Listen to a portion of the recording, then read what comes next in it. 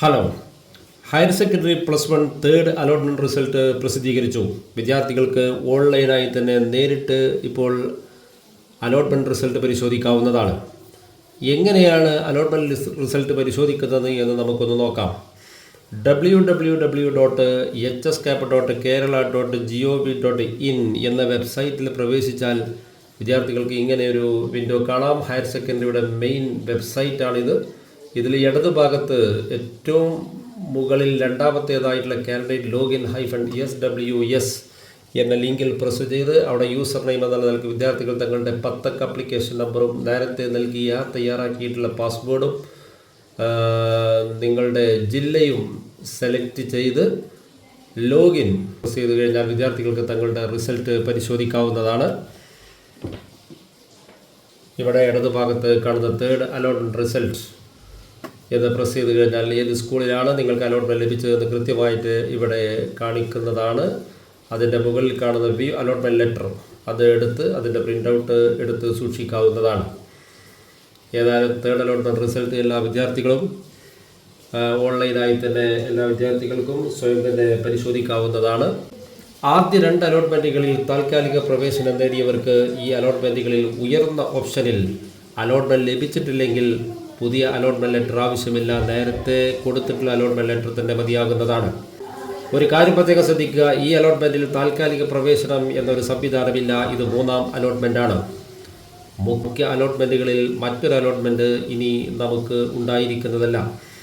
അതുകൊണ്ട് അലോട്ട്മെൻറ്റ് ലഭിക്കുന്ന എല്ലാവരും തന്നെ ഫീസ് അടച്ച് സ്ഥിരപ്രവേശനം നേടേണ്ടതാണ്. പ്രവേശനം നേടാനുള്ള അവസാന തീയതി ജൂലൈ 3-ാം തീയതിയാണ്. പ്രവേശനം നേടുമ്പോൾ allotment letter, SSLC certificate, mark list, transfer certificate അഥവാ TC, കോൺടാക്ട് സർട്ടിഫിക്കറ്റ് അഥവാ CC, ക്ലബ്ബ് സർട്ടിഫിക്കറ്റുകൾ, മറ്റെന്തെങ്കിലും ബോണസ് പോയിന്റുകൾക്ക് അർഹരായിട്ടുണ്ടെങ്കിൽ അതുമായി ബന്ധപ്പെട്ട എല്ലാ സർട്ടിഫിക്കറ്റുകളുടെയും ഒറിജിനൽ പകർപ്പ് പ്രിൻസിപ്പളിന് നേരിട്ട് കൈമാറേണ്ടതാണ്. 3ാം അലോട്ട്മെൻറ്റിൻ്റെ കൂടെ തന്നെ മറ്റ് അലോട്ട്മെൻറ്റുകളായിട്ടുള്ള community quota allotment, management quota എന്നിവയിലേക്കുള്ള പ്രവേശനവും നടക്കുന്നത് കൊണ്ട് ഏറ്റവും അനുയോജ്യമായ കോട്ടയിലെ പ്രവേശനം വിദ്യാർത്ഥികൾ തന്നെ തിരഞ്ഞെടുക്കേണ്ടതാണ്. പ്രവേശനത്തിന് വിദ്യാർത്ഥിയും അതോടൊപ്പം തന്നെ രക്ഷിതാവും നിർബന്ധമായും സ്കൂളിൽ ഹാജരാവേണ്ടതുണ്ട്.